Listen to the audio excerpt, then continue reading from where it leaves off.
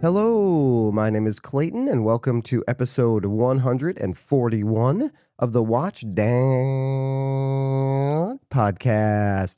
I'm a professional dog runner and watch enthusiast talking to his pals about dogs and watches. How's everyone doing? Thank you so much for listening. You know, I appreciate it. Well, happy Watches and Wonders week, everybody. It's Christmas for watch enthusiasts. Christmas in April. Are you happy with what was under the tree this year? Or was your stocking full of coal? Were the Swiss watch brands the Grinch this year? I don't think I really had any expectations at all. I'm not in a position to buy anything, even if I really was in love with something. So I was happy just to be more of a fly on the wall this year. At its core, Watches and Wonders is, or should be, I guess anyway, a showcase for the ultra high-end watchmaking. And this year didn't disappoint with that. We'll talk more about it in a second. Seemed it was mostly the high-end brands doing the cool stuff this year, especially, while the more affordable brands stuck to more conservative moves. I'm not going to go on a long rant here, but I think this is because high-end collectors put their money where their mouths are. And those of us on the affordable end don't all the time. We say we want brands like Tudor to do interesting things, and then we only buy Black Bays. The independent brands can do unique stuff because they know people will buy them. The MB&Fs, the Mosers, all that kind of stuff. Tudor hears you saying you want the North Flag back, but they remember that absolutely nobody bought them. There's a reason they only make the Black Bay. All right, I'm getting ahead of myself here. Rant over. Maybe we can do that in another episode. I'm not going to cover Watches and Wonders the traditional way, like you've heard every other YouTuber and podcaster do this week. They're way better at it. But I do want to go through some of my highlights. Starting off, I think I recorded my favorite watch collaborations episode a week early, a week too early, because I now have a new favorite, a new champion. The John Mayer G-Shock 6900 has been tossed aside. There's a new champ on the block. It is the Moser and Reebok Streamliner The Pump. Yes, you heard that right. A watch modeled after the Pump sneaker by Reebok. Listen, I'm a kid who grew up in the 80s and 90s. So the Pump is right in that sweet spot for me when it comes to pop culture nostalgia, right? I could not afford the Pump back when I was a kid. I settled for British Knights a couple years after they were popular, after people had moved on to LA Gear or whatever else was popular back when I was a kid. I had all the popular clothes once the hype died down. When Walmart started selling bum equipment sweatshirts, that's when I got one. Oh, bum equipment. I'll never forget my cousin Tanya having a bum equipment sweatshirt. And I don't know how old you all are, but maybe you don't even know what the hell I'm talking about. But I know there's some of you who do. Yeah, my cousin Tanya had a bum equipment sweatshirt. And I'll never forget my uncle questioning why she was wearing clothing that celebrated toilet paper. Get it, bum equipment? Oh, man. Amazing. Okay, back to the Moser Reebok Pump watch.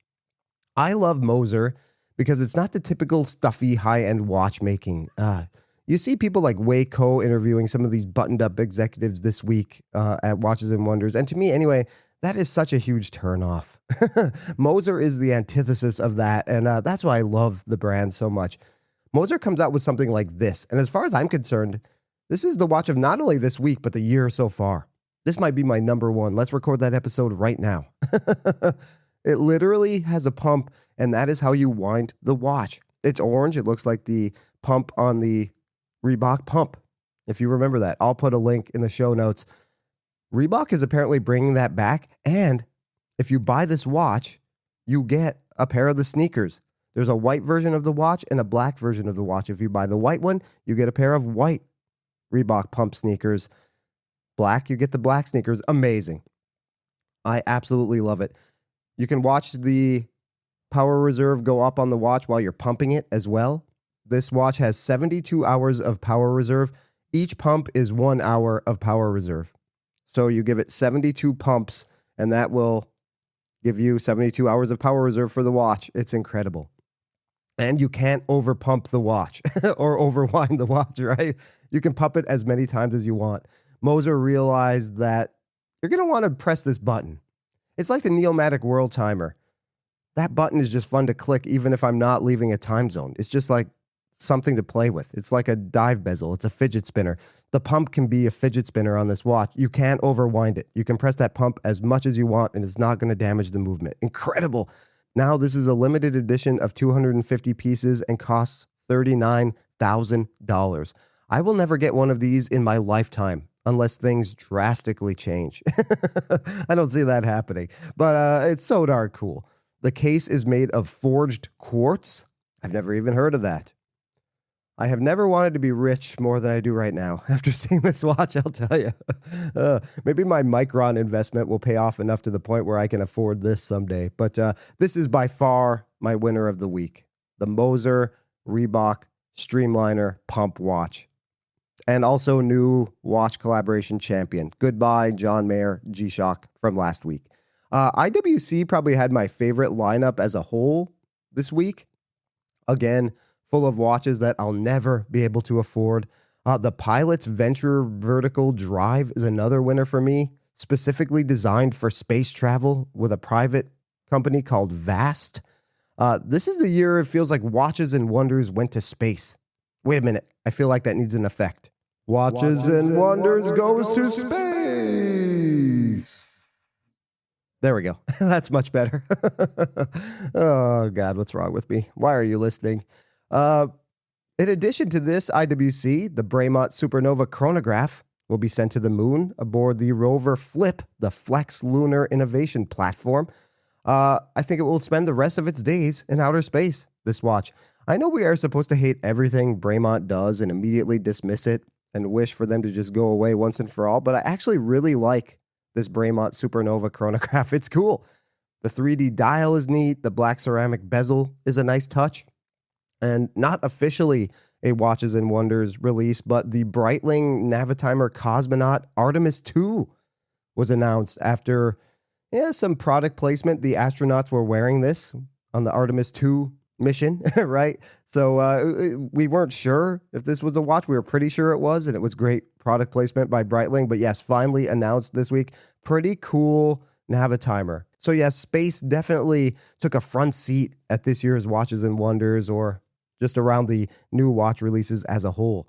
Grand Seiko finally has a 40 millimeter diver. Well, they couldn't quite give us what we wanted, 40.8 millimeters, close enough. It's under the UFA model line with the extremely accurate spring drive, accurate to within 20 seconds per year.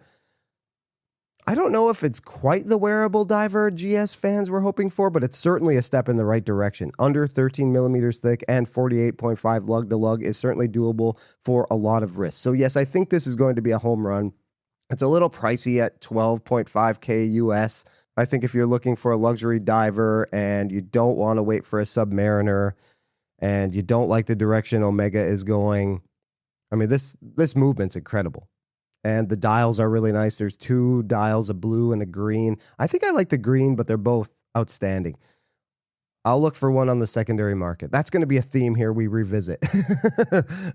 New watches seem to be getting further and further out of our grasp, it seems. Watches and Wonders this year really hit that home. I will need to buy every watch pre-owned from here on out. We have to talk about Rolex, I guess. Rolex celebrated 100 years of the Oyster case with the two-tone Oyster Perpetual. I like this watch. Incorporated their signature green on the dial with Rolex being written in green and then green accents on the indices. Two-tone bezel. We saw some teasers that it might have a two-tone bracelet as well. Actually, the outer links, which I'm glad they didn't do. Two-tone center links would have been nice. I feel like it was a miss not doing that, honestly. So it's just a stainless steel bracelet, a stainless steel watch with a gold bezel. I think the crown is gold as well. This watch is going to be impossible to get anyway, but I don't know. You might as well have incorporated a two-tone bracelet. I think the OP works two-tone. Looks a little unfinished with just the gold bezel, in my opinion. And people ripped on Gerard Perregaux for cheaping out with capped gold center links on the Laureato 50. I kind of feel like Rolex cheaped out here, but it's a very nice watch. Very nice watch. And then Tudor, celebrating 100 years since the brand was trademarked. Not of their first watch, the trademark. People were expecting something to celebrate that, but I have news for you. You're never getting a Tudor Submariner. You're not getting it. It's not going to happen. The Monarch is interesting. Tudor mostly focused on his Black Bay line. Shocker. I was talking to Keith about the releases this year, and he said that Tudor now has essentially made the Black Bay 58 a perfect watch. It's now Meta certified, has the T-Fit clasp, and can be bought on the 5-link bracelet in addition to the Oyster. They added a blue Black Bay 54, a full ceramic version of the Black Bay 41 with a ceramic bracelet. That's I like the dial on that. That's just a cool blacked out watch. My favorite thing they did, though, was a subtraction. They eliminated the blue Black Bay 58 from the lineup. I never found that blue appealing to begin with, really. It was just like an ugly blue to me. I know it's a very popular watch, and people are screaming at me right now over the radio or however you're listening. But yeah, I don't know. That blue never did it for me. I much prefer the blue on the Black Bay 54 or the Pelagos. But I think this was a great move, getting rid of that watch. As the Black Bay line grows, subtraction is key. Omega, Grand Seiko, pay attention here.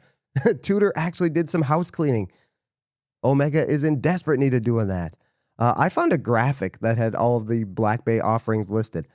The Black Bay 58, the Daring Black Bays with my Lagoon Blue 54, and there's one other model in that. Then you have the 41.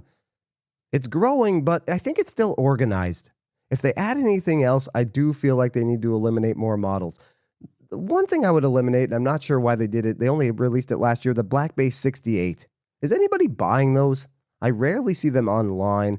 I was thinking they might add to that model line this year at Watches and Wonders, and they still could. They release watches throughout the year, but I don't know.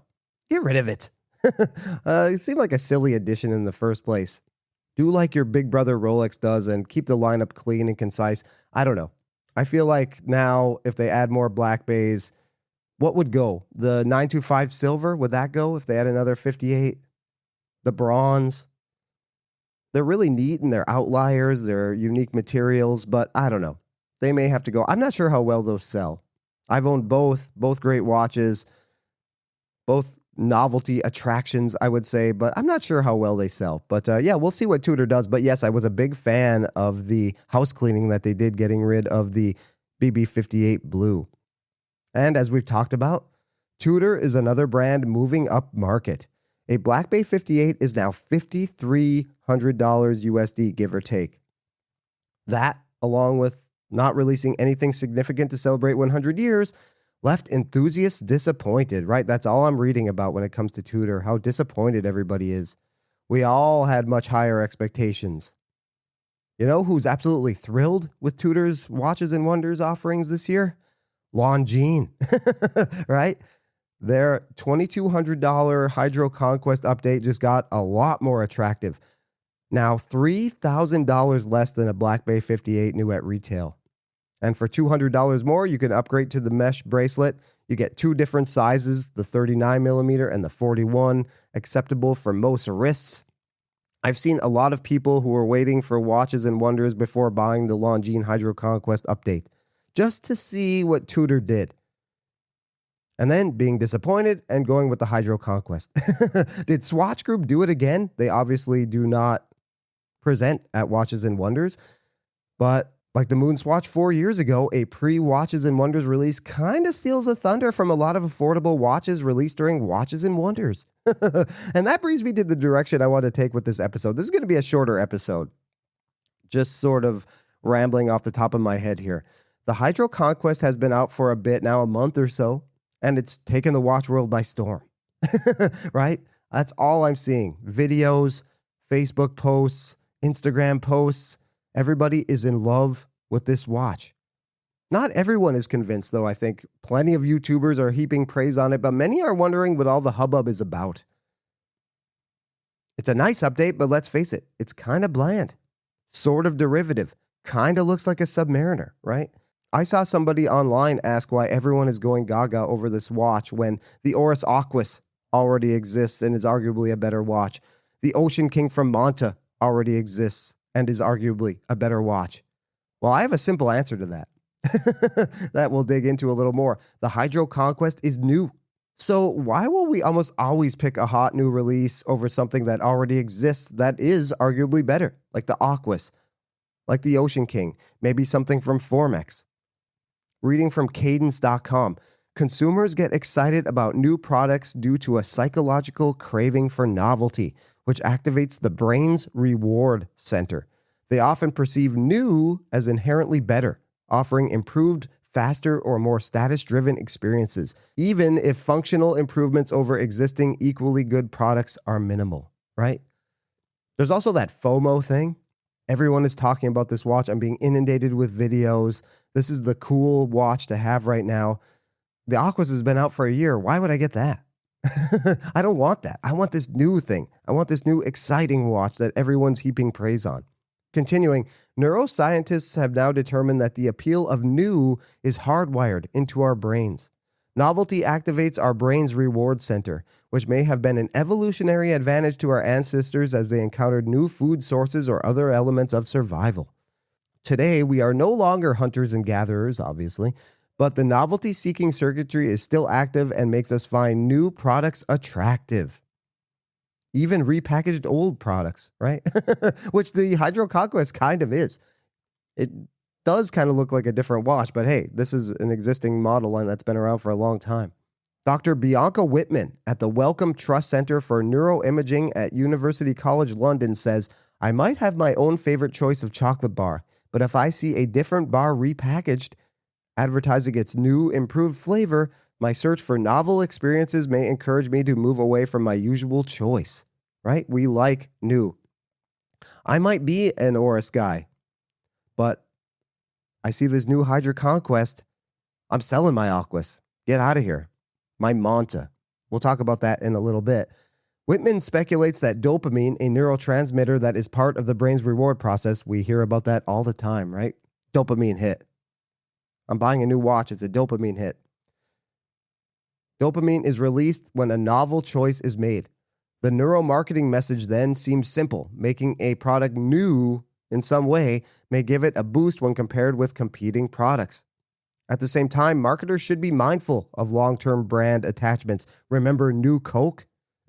For example, changing a brand's logo might provide a short-term boost, but might also weaken brand familiarity and attachment. We've seen the negative side of New Bremont. Complete reimagining, and that was not received well. So much so, I've heard nobody was at the Bremont booth at Watches and Wonders. Ghost town. Nobody pays any mind to their watches. Like I said earlier, it's cool to like crap on them. We're not supposed to like them. We're all supposed to gang up. I like what they do to a point.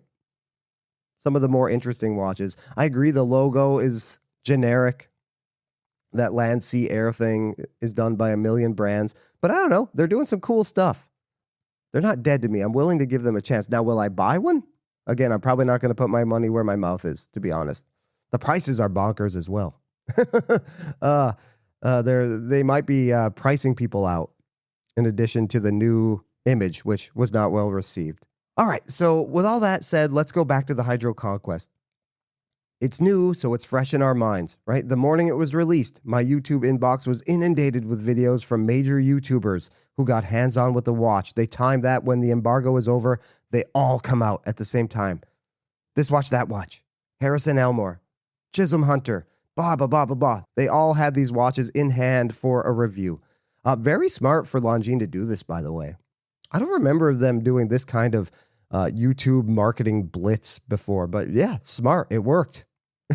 I think it worked. Yeah, so when I see all this, I'm not exactly going to have the Aquas on my mind when I'm looking at video after video about a hot new watch. And then there's the brand Longines. Enthusiasts clearly resonate with this brand, right?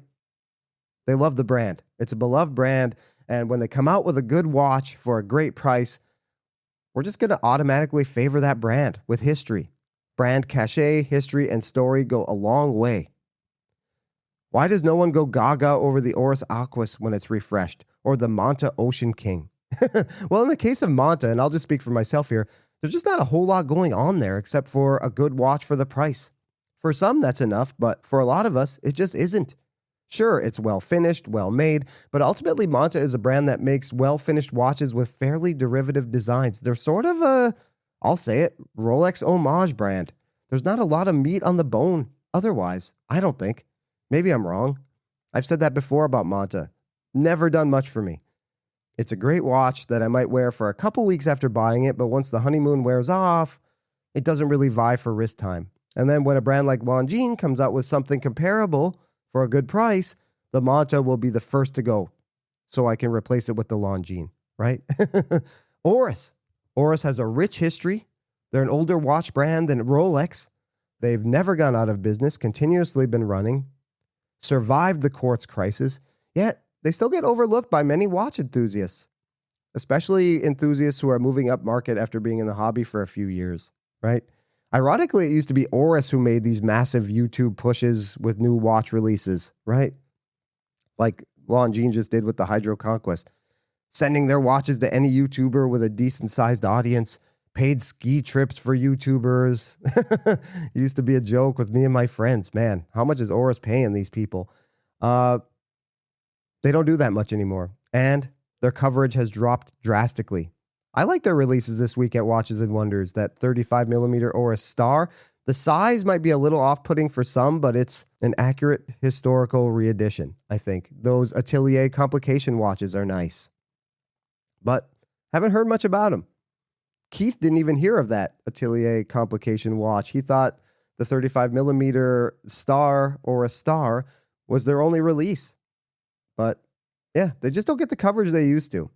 So yes, the Aquas is a great original dive watch, but it's forgotten in the wake of Longines reimagining the Hydro Conquest. All right, so it doesn't take a neuroscientist like Dr. Whitman to figure out the other reason the Hydro Conquest has been such a smashing success so far. The price. I mentioned it, $2,200 base price for one of these things. What's been the overwhelming conversation for about a year now when it comes to the watch industry? Increasingly high prices for watches. Price hikes seemingly every quarter. Tudor raised prices at the beginning of the year, January 1st, and then again on April 1st. Is there going to be another one on July 1st? If there is, I'm out. I'm out. In my episode last week, I talked about the Nomos Club Sport Neomatic World Timer being the affordable hit of last year's Watches and Wonders. They had 2 standard models they released and then 6 limited edition models that sold out instantly, basically during Watches and Wonders week. I secured mine last year during Watches and Wonders while my AD was still in Switzerland. I got the Dune colorway. It was limited to 175 pieces like the other limited editions.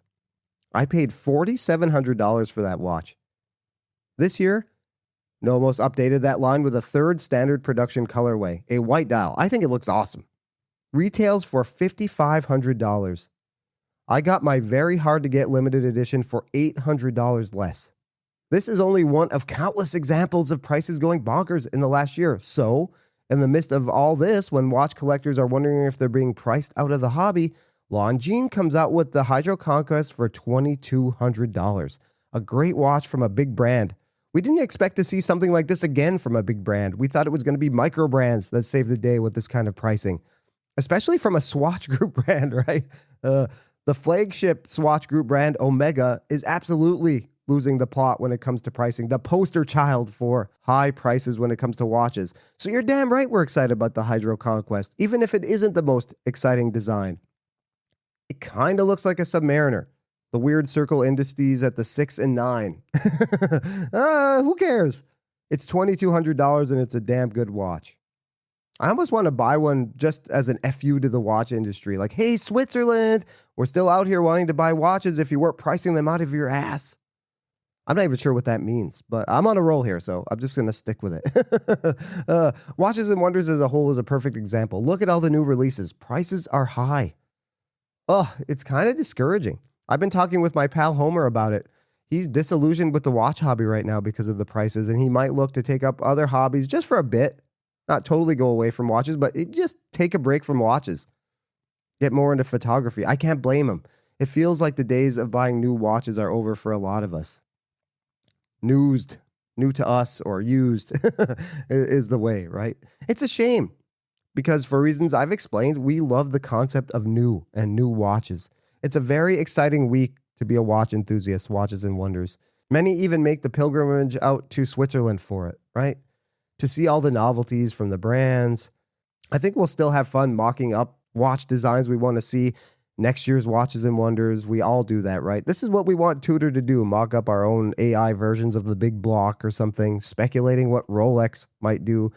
You see how much we care. We care a lot. back to my earlier point about not necessarily putting our money where our mouth is. Longines ultimately did give enthusiasts what they want with the Hydro Conquest, a nice looking but safe design. You don't have to do a ton of research to find out that's what actually sells. Why do you think there are 1,000,001 copies of the Rolex Submariner? Because people like safe, timeless designs. The Speedmaster, same thing. Why has the design not changed in 55 years? Because it's a timeless but safe design. All right. I'm going to see if I can put together a coherent episode. Yeah, shorter episode this week. It's been a busy week, but I did want to touch base about Watches and Wonders. So many great breakdowns of Watches and Wonders from other podcasts and YouTubers. So I thought I would kind of do my own version of it. So yes, as I've explained, we love new, the concept of new.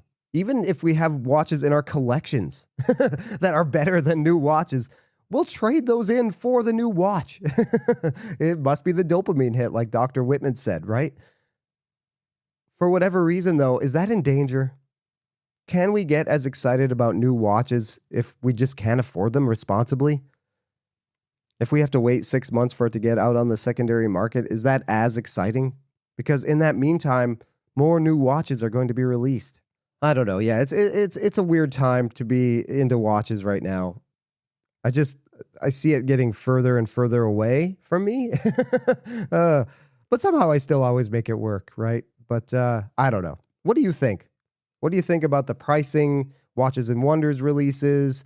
Are you drawn to new watches, even though you may have a watch that's better than the Longines Hydro Conquest already in your watch box? Did you sell it off to buy this because it's new and exciting? I want to know. Did this Hydro Conquest give you the dopamine hit you were looking for? You can reach out on Instagram. Shoot me a message on there. This gets released as a YouTube video. Feel free to comment on that video. I'm pretty quick to respond. And you can also text the podcast. As I always say, I can't text you back. Until next week, remember, sometimes you're the dog, sometimes you're the hydrant, but hey, at least you're outside. We'll catch you on the next episode of the Watch Dog Podcast. See you later.